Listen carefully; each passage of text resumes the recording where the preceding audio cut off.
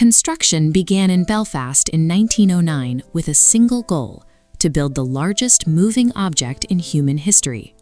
The RMS Titanic was nearly 269 meters long and weighed over 46,000 tons, a scale of engineering that seemed to dwarf every vessel that came before it.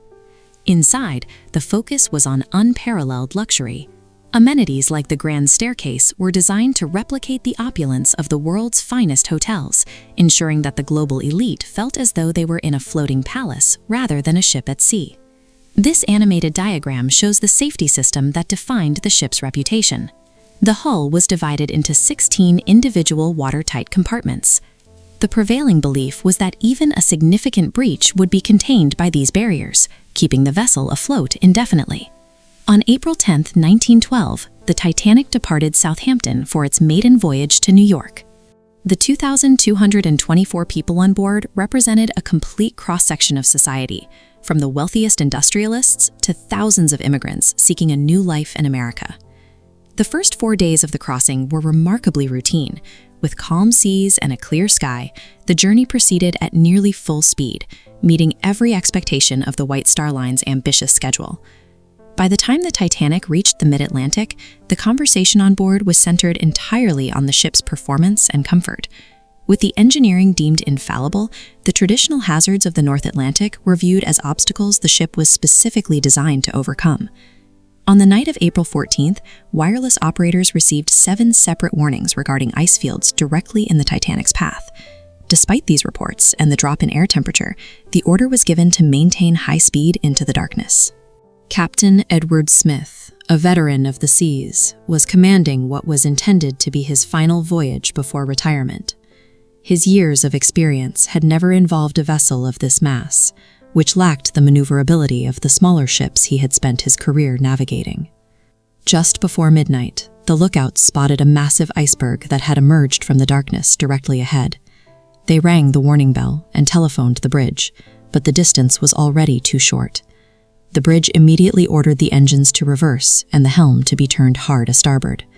Because of the ship's immense forward momentum, the Titanic was unable to clear the obstacle. At 11:40 p.m., the hull scraped against the ice. This impact was the direct result of a system that prioritized arrival times over environmental feedback. They had received the warnings and seen the conditions, yet chose to rely on the ship's size to mitigate the risk. To most passengers, the collision was nothing more than a faint shudder. Beneath the waterline, the iceberg had breached the hull in multiple places. The Titanic was designed to survive 4 flooded compartments, but the ice had opened 6. As the weight of the water increased, the bow began to tilt, pulling the ship deeper. After a quick inspection, ship designer Thomas Andrews provided a devastating assessment. Based on the rate of flooding, he calculated that the Titanic had a maximum of 3 hours before it disappeared completely. As the evacuation began, a second failure became apparent. The ship carried only 20 lifeboats, with a total capacity for 1,178 people, leaving over 1,000 passengers and crew with no designated place in a boat.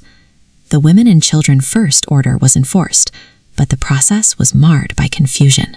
Many early boats were lowered only half full, while third-class passengers faced significant delays navigating the ship's interior to reach the upper boat decks. By 2:20 a.m., the stress on the hull became unsustainable.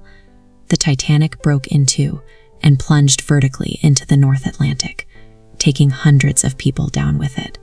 In the immediate aftermath, the chaos of the sinking was replaced by a chilling silence. In water temperatures of -2 degrees Celsius, the majority of the victims died from hypothermia within minutes. The disaster proved that no amount of luxury or engineering could compensate for a lack of basic crisis preparation. A masterpiece of design had been lost because the math of the evacuation never added up. The RMS Carpathia arrived several hours later, having raced through the ice fields to answer the distress calls. The crew managed to recover 705 survivors from the lifeboats, the only ones left of the 2,224 who had set sail. More than 1,500 people perished. When the news reached the shore, it triggered a global wave of grief and an immediate demand for answers regarding how such a tragedy was even possible. The sinking fundamentally altered the public's relationship with progress. It exposed the limits of early 20th century technology and proved even the most advanced machines were still subject to human error and natural forces. The resulting investigations led to immediate changes in international law. Lifeboats were now mandatory for every soul on board. 24-hour radio watches became the standard, and ice patrols were established to prevent a similar collision from ever happening again. Today, the wreck of the Titanic remains on the ocean floor as a symbol of human vulnerability. It is a permanent reminder that innovation must always be balanced with humility, and safety can never be sacrificed for the sake of a schedule.